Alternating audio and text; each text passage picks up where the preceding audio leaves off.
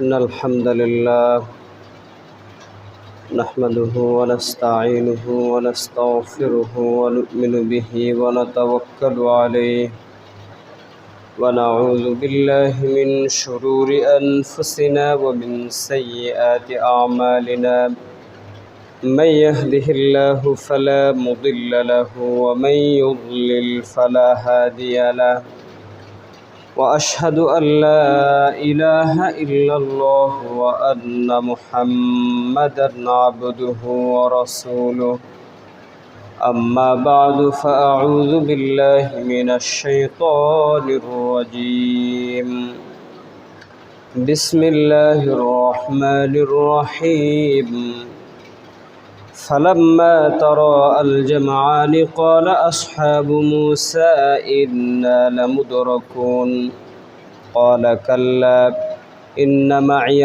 ربي سيهدين فأوحينا إلى موسى أن اضرب بعصاك البحر فانفلق فكان كل فرق كالطود العظيم وأزلفنا ثم الآخرين وأنجينا موسى ومن معه أجمعين ثم أغرقنا الآخرين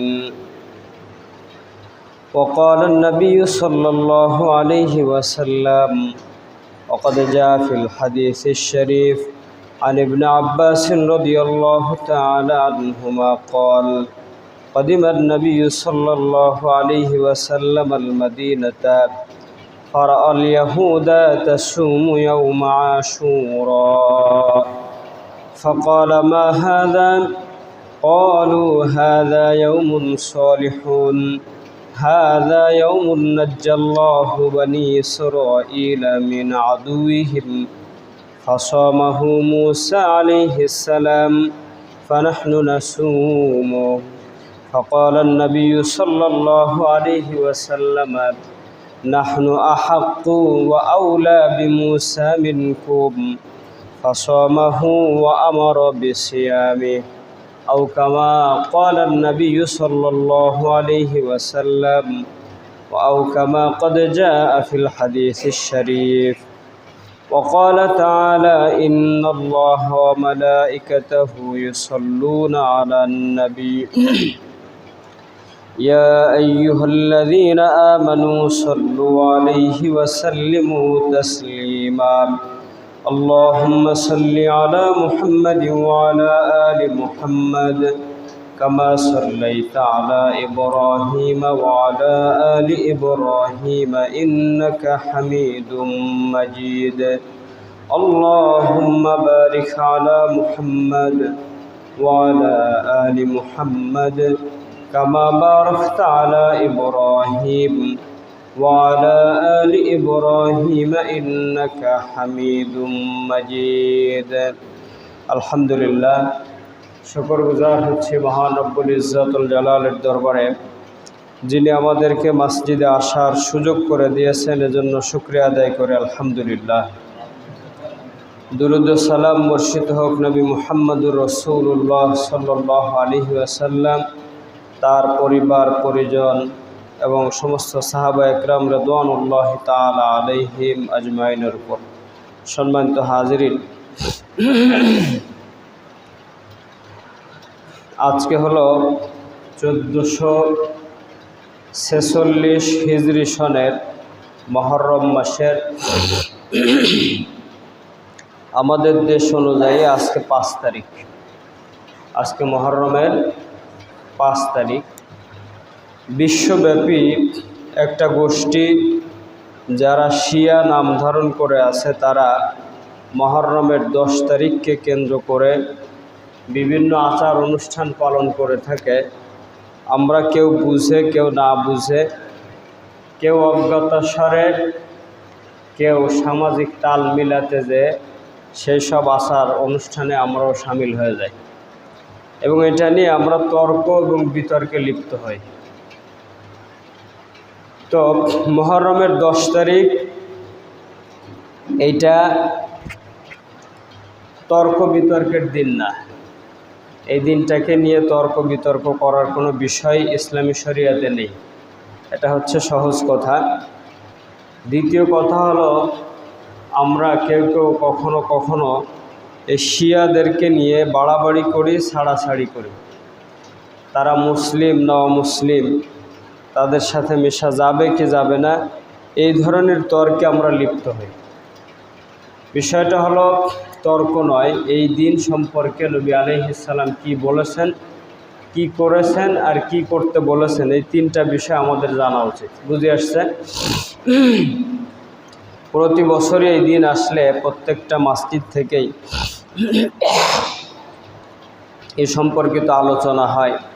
বর্তমান মিডিয়ার উৎকর্ষতার এই যুগে মিডিয়াতেও অনেক আলোচনা হয়।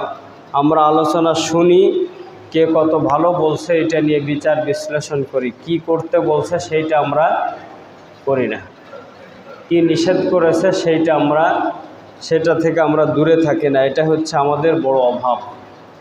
আর মুসলিম উম্মার আজকে প্রতিটা দিন ধ্বংসের দ্বারপ্রান্তে এগিয়ে যাচ্ছে, এর অন্যতম কারণ হচ্ছে আমরা যা জানি তা মানি না। আমরা যা জানি তা মানি না।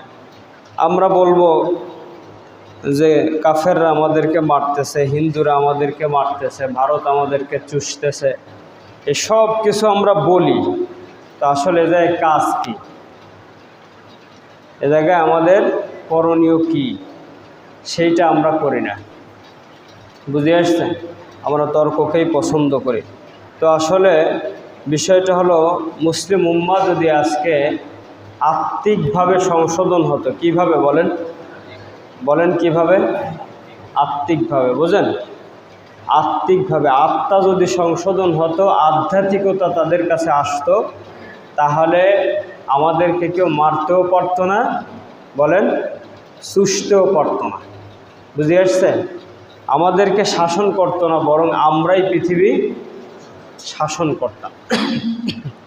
আধ্যাত্মিকতার বাইরে যে যদি আপনি শুধু প্রযুক্তি আর এই ডিজিটালাইজেশন এইসব দিয়ে পৃথিবী শাসন করতে চান, আপনি কোনো দিন শাসন করতে পারবেন না। বুঝে আসছে? পারবেন না। এটা আল্লাহ পাক আপনাকে দেবে না, কারণ আল্লাহ পাকের ওয়াদা ভিন্ন। আল্লাহ পাক বলছেন, যখন তোমরা আসলে মুসলমানের মতো মুসলমান হয়ে যাবে, তখন এই পৃথিবী তোমাদের করতলে আসবে। বুঝে আসছে? সম্মানিত হাজিরিন, ওদিকে এখন যাওয়ার সময় নেই। তো আমাদের আধ্যাত্মিকতা দরকার। আর এই আধ্যাত্মিকতাকে দূর করার জন্যে ক্ষণে ক্ষণে সময়ে সময়ে এক এক দল লোক এক একভাবে মাথা চাড়া দিয়ে ওঠে। কথা বুঝে আসছে? সম্মানিত হাজিরিন, আমাদের দেশের কতগুলো নাস্তিক আছে, যেগুলি অধিকাংশই ঘাপটি মেরে আছে। আর এর সামান্য কিছু লোক তাদের অবস্থা প্রকাশ করার দরুন এদেশ থেকে পালিয়ে অন্য দেশে যে তারা ষড়যন্ত্র করতেছে। তাদের একটা ভিডিও আছে, সেখানে তারা বলছে যে আমরা তো নাস্তিক হিসাবে প্রকাশ পেয়ে গেছি, সুতরাং আমরা এখন মুসলমানদেরকে আর বেশি ক্ষতি করতে পারবো না। এখন আমাদেরকে এমন কোনো পন্থা অবলম্বন করতে হবে যেটার দ্বারা সহজে মুসলমানদেরকে ধ্বংস করা যায়। কি সেই পন্থা? মুসলমানদের ভিতরে এমন কাউকে নির্বাচন করা, এমন কারো মুখ থেকে এমন কিছু কথা বের করে দেওয়া যেটার দ্বারাই তারা বিভ্রান্ত হয়। কথা বুঝে আসছে? সম্মানিত হাজিরিন, এগুলি ইউটিউবে আছে, আপনারা খুঁজলে পাবেন। এখন বিষয়টা হলো, মুসলমানদেরকে মুসলমানিত্ব থেকে দূর করার জন্য সময়ে সময়ে অনেক ষড়যন্ত্র আসে। আমি ষড়যন্ত্র বলবো না, কি বলবো সেটা হয়েছে পরের, কিছুই বলবো না। তবে আমি সতর্ক করার জন্য বলবো, সম্মানিত হাজিরিন, আধ্যাত্মিকতার বাইরে যে মুসলমানদের হাতে আল্লাহ পাক কোনো দিন ক্ষমতা দেবে, একটু ভালো করে বুঝতে হবে, কোনো দিন ক্ষমতা দেবে না। পৃথিবীর প্রতিটা মুসলিম রাষ্ট্রে কোনো না কোনো দল আছে যারা সেই রাষ্ট্রেই ইসলামী খেলাফত প্রতিষ্ঠার জন্য, একটু শান্তি শৃঙ্খলা ফিরিয়ে আনার জন্য ইসলামী কোনো দল, মানে একটা নাম দিয়ে একটা দল হিসাবে দাঁড় হয়ে তারা প্রচেষ্টা, তাদের জিহাদ মুজাহাদা, তাদের আন্দোলন এগুলি চলমান রাখছে, কিন্তু সফলতা আসে নাই, সফলতা আসবেও না। সফলতা আসার জন্যে 2টা অধ্যায়। কয়টা বলেন? একটু বলেন কয়টা অধ্যায়? 2টা অধ্যায়। একটা হচ্ছে আপনাকে আত্মিকভাবে সংশোধন হয়ে আধ্যাত্মিক হতে হবে। 2, নবী আলাইহিস সালাম যে পন্থা দিয়েছে তার বাইরে যাওয়া যাবেই না। আপনি সে পন্থায় করেন আর না করেন চুপ থাকতে হবে, কিন্তু তার বাইরে যাওয়া যাবেই না। কোনোদিন পারবেন না, পৃথিবীতে কেউ পারেনি আর কোনোদিন পারবেও না। এটা দৃঢ়ভাবে নিশ্চিতভাবে বলা যায়। তার একটাই মাত্র কারণ, একটাই অধ্যায়, সেটা হচ্ছে আল কোরআন। সেটা কি বলেন? এই কোরআন দিয়েই বুঝতে হবে। সম্মানিত হাজিরিন, যেখানে ছিলাম সাম্প্রতিক সময়ের একটা তর্ক বিতর্কের জায়গা, এটা আমার মাথায় ছিল না, আলোচনার এই অধ্যায়ে এসে মনে পড়ল। সেটা হলো বর্তমানে মিডিয়ার কল্যাণে আমরা যেটা জানতে পারছি, সেটা হলো একজন শিল্পী, একজন গায়ক, সে গেয়েছে, কি বলেছে তোমার পীর, কি বলেছে আকাবির, এরপরে কি যেন বলছে, এসব বাদ দিয়ে কোরআন হাদিস ধরো। তো কোরআন হাদিস আকাবিররা বুঝছেন, এবং আকাবিররা বুঝেই তারা কোরআন অনুযায়ী আমল করে আপনাকে আমাকে দেখায় দিছে। এবং আধ্যাত্মিকতা আর আত্মিকতা এইগুলি আকাবিরদেরকে না দেখলে আমরা পাবো কোথায়? পাওয়ার জায়গা আছে? বলেন, জায়গা নেই। সম্মানিত হাজরিন, বুঝার বিষয় হলো কোরআন এবং সুন্নাহ যদি কেউ ওলামা ইকরামকে বাদ দিয়ে বুঝতে চান, সে কোনোদিন বুঝতে পারবেন না, বরং শয়তানের দলে আপনি সুরসুর করে ঢুকে যাবেন। বোঝেন? অনায়াসে আপনি ঢুকে যাবেন, আপনাকে কেউ ঠেকাতে পারবে না। বুঝে আসছে? এই কোরআন নাজিল হয়েছে কার উপর? বলেন, কোরআন নাজিল হয়েছে কার উপর? নবী আলাইহিস সালামের উপর। নবীজির থেকে পাইছে কারা? সাহাবারা। কিভাবে পাইছে? তখন কি এরকম প্রিন্ট ছিল? বলেন, ছিল না। পাইছে কিভাবে? সিনা বাই সিনা, নবীজির অন্তর থেকে।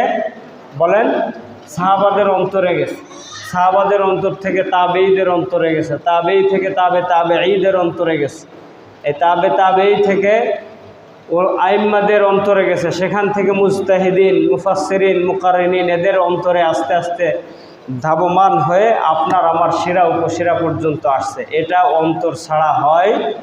বলেন, অন্তর ছাড়া হয় না। অন্য কিছু হতে পারে, পৃথিবীর জিনিস হতে পারে, কিন্তু এটা পৃথিবীর জিনিস না। এটা কোন জায়গার জিনিস বলেন তো? এটা কোন জায়গার? এটা আসমান থেকেই আসছে অন্তরের মাধ্যমে। কিসের মাধ্যমে? কোনো প্রিন্ট হয়ে আসে নাই। সহজ করে বুঝবেন কথা, খুব সংক্ষেপে মূল কথা বলতেছি। এটা আসমান থেকেই আসছে প্রিন্ট ছাড়া, অন্তরের মাধ্যমে, এবং কিয়ামত পর্যন্ত এটা বেঁচে থাকবে অন্তর থেকে, অন্তরের মাধ্যমে, প্রিন্ট ছাড়া। কি ছাড়া বলেন? 2 থেকে 3 জুমা আগে বলছিলাম, মনে আছে? আফ্রিকার একটা দেশে আমাদের দেশের একজন আলেম গেছেন, যাওয়ার পরে উনি মসজিদে কোরআন মাজিদ খোঁজে, মসজিদে কোরআন মাজিদ নাই। মনে আছে সে কথা? মসজিদে কোরআন মাজিদ নাই। ইমাম সাহেবকে জিজ্ঞেস করছে, আইনাল মুসাফ, বলছে এই মাসহাফ কই, কোরআনের এই কপি কোথায়? বলছে কি করবা? বলছে আমি পড়বো। বলছে আমাদের গ্রামে কোনো কোরআনের মাসহাফ নাই, এই কোনো কপি নেই। বলছে তাহলে তোমরা কেমন মুসলমান? বলছে আমাদের প্রতিটা ঘরে প্রত্যেকটা ব্যক্তি হাফেজে কোরআন, আমাদের কোরআন এই প্রিন্ট কোরআন লাগে না। কথা বুঝে আসছে? সম্মানিত হাজরিন, রাশিয়ার ইতিহাস যদি আপনি দেখেন, রাশিয়ার এই সোভিয়েত ইউনিয়ন এসে কমিউনিস্টরা যখন মুসলমানদেরকে সব মেরে ফেললো, তখন তো প্রকাশ্যে কোরআন তেলাওয়াত তো পরের কথা, আপনি মুসলমান এইটা ঘোষণা দেওয়ারও সুযোগ ছিল না। এগুলি কিছুই ছিল না। অন্তর থেকে অন্তরে, অন্তর থেকে অন্তরে আস্তে আস্তে এই কোরআন এবং সুন্নাহ হাদিস জীবিত ছিল।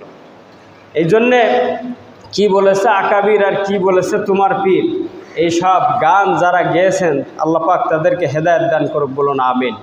এবং এটা নিয়েই তর্ক বিতর্কে আছে। দেখি তো এক একজনে কমেন্ট করে এক একভাবে। সম্মানিত হাজরিন, যেটা বলছি আসমান থেকে এটা আসছে, আত্মার মাধ্যমে, প্রিন্টের মাধ্যমে আসে নাই। অর্থাৎ আত্মা বাদ দিয়ে, আকাবির বাদ দিয়ে, সালাফ বাদ দিয়ে যদি আপনি কোরআন সুন্নাহ বুঝতে চান, আপনি অদূর ভবিষ্যৎ শয়তানের উস্তাদ হবেন। কথা সহজ করে বুঝতে হবে। বুঝে আসছে হাজরিন? আল্লাহ রাব্বুল আলামিন লাউহে মাহফুজ থেকে এই কোরআনকে পাঠাইছে জমিনে নবী আলাইহিস সালামের কাছে। কার মাধ্যমে? জিব্রাইলের মাধ্যমে। তা জিব্রাইল কিসে করে লিখে নিয়ে আসছিল? বলেন কিসে করে লিখে নিয়ে আসছিল? কিসে আনছিল? আল্লাহ বলছেন নাযালা বিহির রূহুল আমিন আলা কলবিকা বিলিসানিন আরাবিয়্যিম মুবিন। আপনার কথা দিয়েই আমি দলিল দেব। আপনি বলছেন আকাবির ছাড়ো, কোরআন ধরো, তা কোরআনের এই আয়াতটা বোঝো আগে। আল্লাহ বলছেন নাযালা বিহির রূহুল আমিন, এই কোরআনকে আমি নাজিল করছি বিশ্বস্ত আত্মার মাধ্যমে। কার মাধ্যমে বলেন? বিশ্বস্ত প্রিন্টের মাধ্যমে। কিসের মাধ্যমে? বিশ্বস্ত আত্মার মাধ্যমে আমি এটাকে নাজিল করছি। আলা কলবিক, তোমার অন্তরে। কোথায়? আরে বলেন কোথায়? আলা কলবিক, তোমার অন্তরে নাজিল করছি। কোন ভাষায়? বিলিসানিন আরাবিয়্যিম মুবিন। কি কোন ভাষায়? আরবি ভাষায়, সুস্পষ্ট আরবি ভাষায়। আর আমরা বুঝতে চাই বাংলা দিয়ে। আমরা বুঝতে চাই কি দিয়ে? বাংলা দিয়ে কোরআন বোঝা যায় না। কোরআন বুঝতে গেলে কি দরকার? আরবি দরকার। কোরআন বুঝতে গেলে আকাবির ছাড়া কোনো মাধ্যম আছে? নাযালা বিহির রূহুল আমিন, যেহেতু আত্মার মাধ্যমে আসছে, এটা কিয়ামত পর্যন্ত আত্মাই বেঁচে থাকবে, অন্তরে বেঁচে থাকবে, এর বাইরে যাবে না। সম্মানিত হাজরিন, তো যাই হোক, কেন বলছি? এভাবে করে ক্ষণে ক্ষণে আমাদের সামনে বিভিন্ন বিষয় এসে যায়। এক এক দল লোক এক একভাবে আপনাকে আমাকে ইসলামের এক একটা বিষয় এক একভাবে বুঝাতে থাকে। আমি খুব দৃঢ়ভাবেই বলি, অনুনয়ের সাথে, বিনয়ের সাথে বলি, কোরআন এবং সুন্নাহ বোঝার ক্ষেত্রে উলামায়ে কিরাম বাদ দিয়ে আপনি যদি অন্য কোনো মাধ্যম বুঝতে চান, এবং সেটা যদি হয় মিডিয়া, সেটা যদি বর্তমান সময়ের ইলেকট্রিক মিডিয়া, আপনি যদি ইউটিউবের মাধ্যমে বুঝতে চান, সেখানে আপনি ইউটিউবের মাধ্যমে বুঝতে পারবেন। সেখানে কোনো আত্মার সংযোগ, বলেন ইউটিউবের সাথে আত্মার কোনো সংযোগ? আবার বলেন ইউটিউবের সাথে আত্মার কোনো সংযোগ আছে? নাই। এইটা দিয়ে ইসলাম চলে না, ইসলাম জানা যায় না, মানা যায় না, এবং বুঝাও, বলেন বুঝাও যায় না। ইসলাম এবং ঈমান এই দুইটা শিখতে হলে, জানতে হলে, বুঝতে হলে সরাসরি কোনো আলেমের সংস্পর্শে আসা ছাড়া কোনো দিন সম্ভব না। সম্মানিত হাজরিন, তদ্রূপ এই শিয়া সম্প্রদায়ের আচার ব্যবহার, অনুষ্ঠান, এইগুলি মুহররম মাস আসলেই বিভিন্নভাবে আপনার আমার কাছে আসে। এইটা নিয়ে আমি তর্ক বিতর্কে লিপ্ত হয়ে যাই। আসলে এই দিনটা তর্ক এবং বিতর্কের নয়। দিনটা কিসের বলেন? আমলের। এই দিনটা কিসের? আবার বলেন, এই দিনটা কিসের? আমলের, এবং আত্মিক উন্নয়ন, আধ্যাত্মিকতার বিষয়। এইটা যদি আমি ছেড়ে দেই, যতই জিহাদ বলেন, আর আন্দোলন বলেন, মিছিল মিটিং বলেন, পিকেটিং বলেন, রাজনীতি বলেন, গণতন্ত্র বলেন, সমাজতন্ত্র বলেন, যত তন্ত্রমন্ত্র আছে, পৃথিবীর সমস্ত তন্ত্রমন্ত্র একসাথে শিলপাটায় বেটে আর বিলিন্ডারে বিলীন করেও যদি আপনি সেটার ব্যবহার করেন, কোনো দিন এই পৃথিবীতে শান্তি আসা সম্ভব না।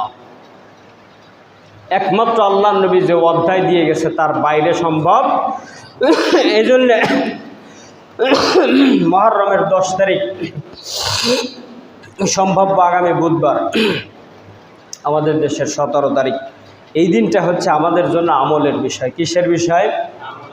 আমলের বিষয়। সম্মানিত হাজরিন, দেখেন, আল্লাহ রাব্বুল আলামিন এই দিনটা সম্পর্কে ছোট করে বলছে, সরাসরি এই দিন সম্পর্কে এখানে বলে নেই। একটি ধারণা দিচ্ছেন আমাদেরকে। কি ধারণা? নবী মুসা আলাইহিস সালাম সম্পর্কে একটু আলোচনা করছে। সেটা জানার আগে আমরা জানবো, সেটা হচ্ছে আব্দুল্লাহ ইবনে আব্বাস রাদিয়াল্লাহু তাআলা আনহুমা, তিনি বলতেছেন, যখন নবীজি সাল্লাল্লাহু আলাইহি ওয়াসাল্লাম মক্কা থেকে হিজরত করে মদিনায় গেছে। কোথায় গেছে? মদিনায় গেছে।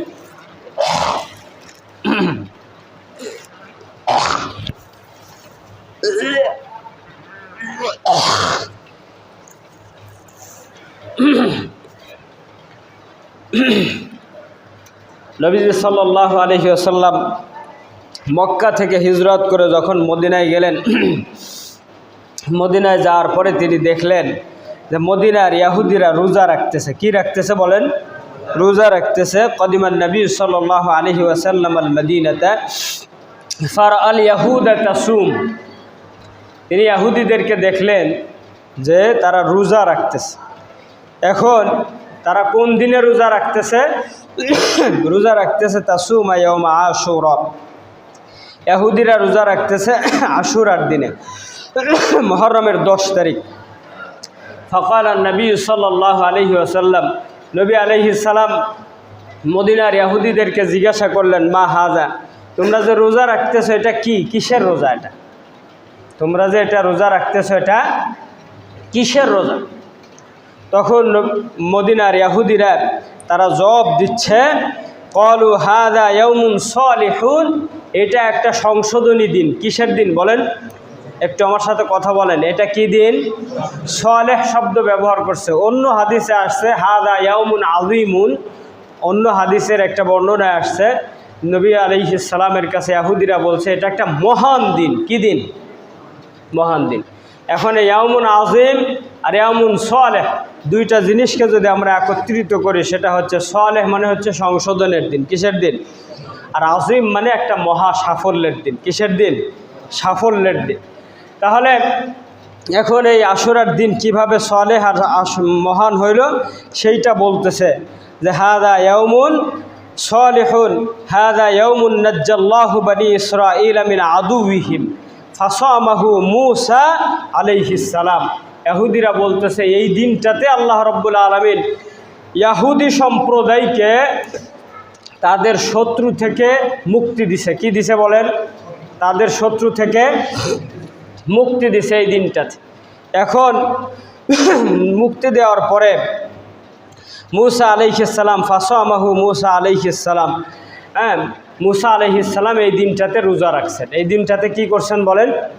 একটু বলেন কি করছে? রোজা রাখছে। ইহুদিরা বলতেছে ফানাহনু নাসুমুহু, আমরাও এই দিনে মূসার পদাঙ্ক অনুসরণ করে মূসার তাবে হয়ে আমরা রোজা রাখি। এই দিনটাতে আমরাও রোজা রাখি। এই কথা বলার পরে নবী আলাইহিস সালাম বলতেছেন ফাকাল নবী সাল্লাল্লাহু আলাইহি ওয়াসাল্লাম নাহনু আহাক্কু ওয়া আউলা, নাহনু আহাক্কু ওয়া আউলা বিমূসা মিনকুম, আমরা কারা বলেন? বলেন কারা? নবী আলাইহিস সালাম নিজের কথা বলেন নাই যে ফাআনা আহাক্কু ওয়া আউলা বিমূসা মিনকুম, আমি তোমাদের থেকে মূসার নিকটবর্তী এবং বেশি হকদার এই রোজা রাখার ক্ষেত্রে। এটা নবীজি নিজের একার কথা বলেনি। কি বলছে বলেন? আমরা বলছে ফানাহনু আহাক্কু ওয়া আউলা বিমূসা মিনকুম, বরং আমরা তোমাদের থেকে মূসার নিকটবর্তী এবং অধিক হকদার, মূসার সাথে একাত্মতা প্রকাশ করে রোজা রাখার।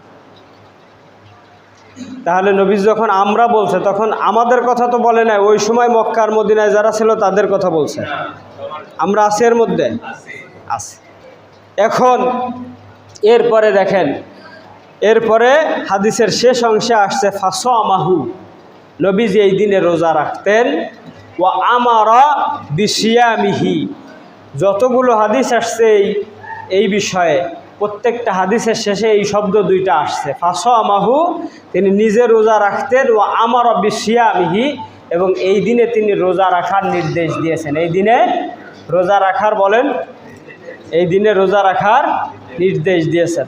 রোজা রাখার মধ্য দিয়ে আত্মার সংশোধনী আসে, মানুষ আত্মিকভাবে শক্তিশালী হয়, শিরকের বিরুদ্ধে শক্তিশালী হয়, আল্লাহ পাকের দুশ্মন, ইসলামের দুশ্মন, মুসলমানের দুশ্মনের বিরুদ্ধে শক্তিশালী হয়। কিন্তু বর্তমান সময়ে রোজা রেখে মুসলমানরা আর আত্মিকভাবে শক্তিশালী হয় না। একমত আমার সাথে আপনারা, না দ্বিমত পোষণ করছেন? কিভাবে একমত বলেন তো? এই ওয়াজটুক আপনারা করেন, পরেরটুক আমি করি। এখন আর রোজা রাখা, রমাদানের রোজা রেখেও মুসলমানরা আত্মিকভাবে সংশোধন হয় না, আধ্যাত্মিকতা লাভ করে না। এর অন্যতম যে প্রতিবন্ধকতা সেটা হয়েছে এটা। কথা বুঝে আসছে? ফজরের নামাজের পরে তাসবিহ পড়ে এক হাতে সুবহানাল্লাহ সুবহানাল্লাহ সুবহানাল্লাহ, আর এক হাতে কি চলে? আর এক হাতে মোবাইল চলে। কথা বুঝে আসছে? রোজা রেখে ভালো লাগতেছে না, ক্লান্ত হয়ে গেছে জোহরের পরে, তাহলে ক্লান্ত হয়ে কী করছে? শুয়ে শুয়ে এর পরে ফেসবুক, ইউটিউব, হোয়াটসঅ্যাপ, ইনস্টাগ্রাম যা আছে এগুলি সব চলতেছে। সম্মানিত হাজরিন, প্রতিটা ক্ষণ, প্রতিটা মুহূর্ত দামি। একটা মুহূর্ত সম্পর্কে আফসোসটা কখন আসবে জানেন?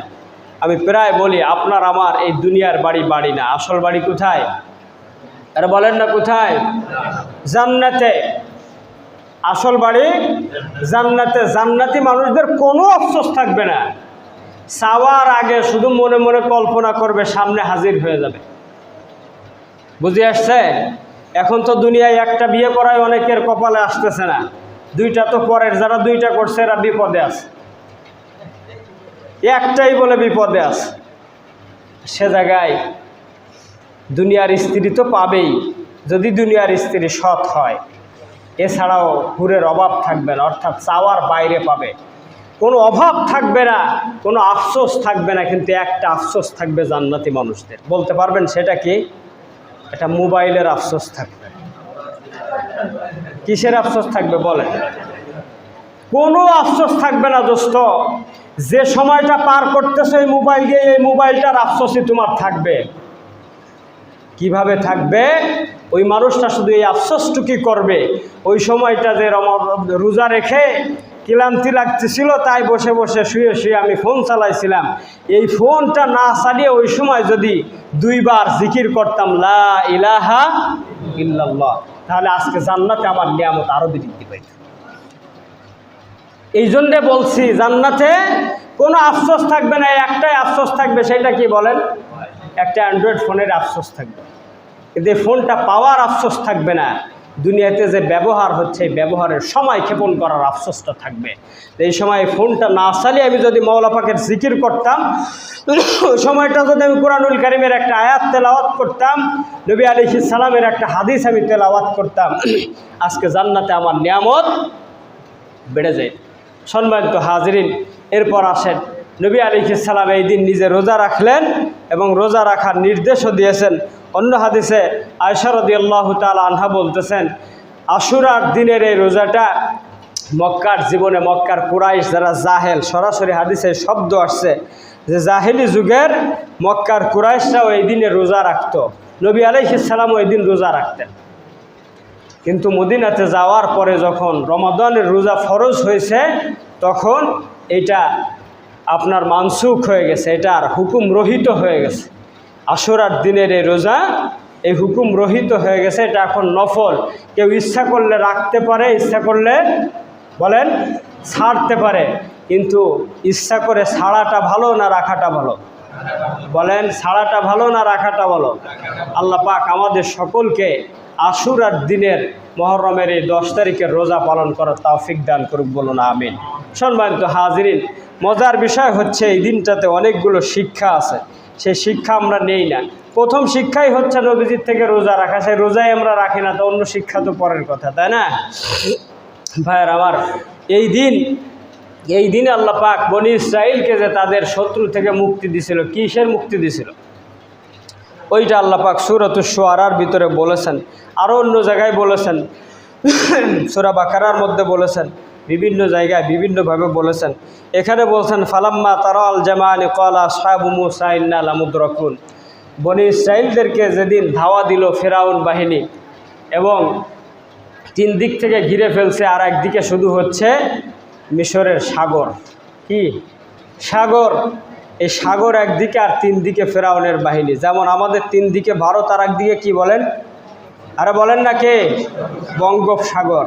এই শয়তানদের থেকে বাঁচার জন্য আমাদেরকে এখন থেকে রোজা রেখে নফল ইবাদত করে, এরা কোনোদিন আমাদের বন্ধু না। স্পষ্ট শুনে রাখেন, ভারত কোনোদিন মুসলমানের বন্ধু হতে কোনোদিন পারে না, সম্ভব না। এটা শয়তান মানুষের বন্ধু হতে পারে, কিন্তু ভারত মুসলমানের বন্ধু কোনোদিন হতে পারে না। সেদিন যেমন 3 দিকে ফিরাউন ছিল, একদিকে সাগর ছিল। ফালাম্মা তারাল জামাআনি ক্বালা আসহাবু মূসা ইন্না লামুদরাকুন। মূসা আলাইহিস সালামের সাথে বনি ইসরাইল সেদিন মূসা আলাইহিস সালামকে বলেছিল, ও মূসা, আমরা তো ধরা খেয়ে গেছি। আমরা কি? ইন্না লামুদরাকুন, আমরা ধরা খেয়ে গেছি। মূসা আলাইহিস সালাম যখন দেখলেন বনি ইসরাইলের সবাই বলতেছে আমরা ধরা খেয়ে গেছি, মূসা কি বলবে? হ্যাঁ, আমিও তোমাদের সাথে, আমিও ধরা খাইছি, তাই বলবে? মূসা আলাইহিস সালাম বলছে ক্বালা কাল্লা, কখনো না। কি বলছে? কেন বলছে?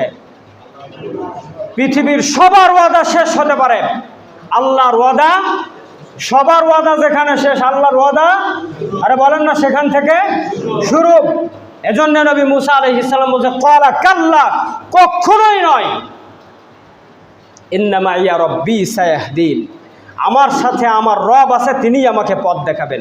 এখন আর মুসা আলাইহিস সালাম বনি ইসরাইলের সবার কথা বলে নাই যে আমাদের সাথে আমাদের রব আছে, আমাদেরকে পথ দেখাবে, কারণ তারা আগেই ঈমান শেষ করে ফেলছে যে আমরা ধরা খেয়ে গেছি। আসলে ধরা খাবো না নাজাত পাবো এটার দায়িত্ব কার? আমার কাজ কি বলেন? বলেন আমার কাজ কি? আজকে তেমন আমরা গণতন্ত্রের অধ্যায় দিয়ে বলি যে এই ছাড়া আমাদের জন্য কোনো পথ নেই, বাংলাদেশে কোনো পাহাড় নেই, আমরা যুদ্ধ করব কোথায়? পাহাড়ের দায়িত্ব তোমার নয়, যুদ্ধে তোমার জয়লাভ করার দায়িত্ব তোমার নয়, বিজয় লাভ করার দায়িত্ব তোমার নয়, তুমি মার খাবে, শহীদ হবে না গাজী হবে, এটার দায়িত্ব তোমার নয়। তোমার একটাই মাত্র দায়িত্ব, সেটা হচ্ছে বাতিলের বিরুদ্ধে তোমাকে হুঙ্কার দেওয়া, তোমার যা আছে তাই নিয়েই মুসলমানের পক্ষে, ইসলামের পক্ষে, মুসলমানের বিপক্ষে যারা আছে বাতিলের বিপক্ষে ঝাঁপিয়ে পড়া, এটাই হচ্ছে আমার দায়িত্ব। এজন্য মুসা আলাইহিস সালাম বলছে ক্বালা কাল্লা ইন্না মাইয়া রব্বি সায়াহদিন, কখনো নয়, আমার সাথে আমার রব আছে, তিনিই আমাকে পথ দেখাবেন। কথা বুঝে আসছে? তাই বলে আল্লাহ পাক সেদিন বনি ইসরাইলকে ছেড়ে দেয়নি। পরের আয়াতগুলো আল্লাহ পাক বলতেছেন ফাওহাইনা ইলা মূসা আন ইদরিব বিআসাকাল বাহর ফানফালাকা ফাকানা কুল্লু ফিরকিন কাত-তাউদিল আযীম, আমি মূসাকে ওহী পাঠালাম, আদেশ দিলাম তোমার হাতের লাঠি দিয়ে তুমি সমুদ্রে আঘাত করো। মূসা আলাইহিস সালাম আঘাত করলেন, আল্লাহ বলছে ফানফালাকা ফাকানা কুল্লু ফিরকিন কাত-তাউদিল আযীম, দুই পাশের পানিগুলো মহারূপ ধারণ করে তারা দুই পাশে সরে গেল। তারা এখান থেকে রাস্তা হলো, তারা পার হয়ে গেল। ওয়াজলাফনা সাম্মাল আখরিন, এখানে আর এক দল পিছনে আসলো।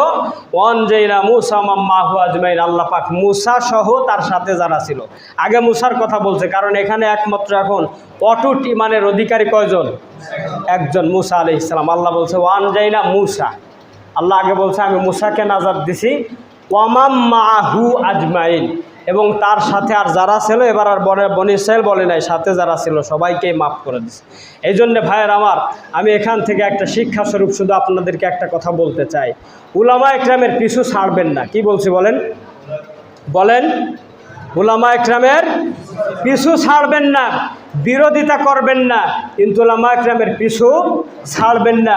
বনি ইসরাইল ঈমান হারাইছে, মূসা একা বলছে ক্বালা কাল্লা ইন্না মাইয়া রব্বি সায়াহদিন, কখনো নয়, আমার রব আমার সাথে আছে। বনি ইসরাইলকে আল্লাহ পাক এখানে ডিলিট করে দিতে পারতেন, পারতেন কিনা? আল্লাহ পাক বলতেছেন ওয়ানজাইনা মূসা, আমি আগে মূসারে মুক্তি দিছি, ওয়ামাম মাহু আজমাইন, সেদিন বনি ইসরাইল মূসার সাথে ছিল বিদায় ওই বনি ইসরাইলকেও আল্লাহ পাক বলেন মূসার সাথে মুক্তি দিয়ে দিছে। যতই ঝড় আসুক আর টর্নেডো আসুক, যায় আসুক, উলামা একরামের পিছু দুনিয়া এবং আখেরাত, এই দুনিয়াতেও যদি আল্লাহ পাক মূসার সাথে বনি ইসরাইলকে নাজাত দিতে পারে, দুনিয়াতেও আল্লাহ পাক উলামা একরামের সাথে আপনাকে আমাকে নাজাত দিতে পারে। এরপর আল্লাহ বলছে সুম্মা আগরাকনাল আখারিন, আর একটা দল যারা ছিল তাদেরকে আগরক, তাদেরকে সলিল সমাধি ঘটিয়েছে। সম্মানিত হাজিরিন, যা বললাম যা শুনলাম, আল্লাহ পাক আমাদেরকে বুঝার এবং আমল করার তৌফিক দান করুক।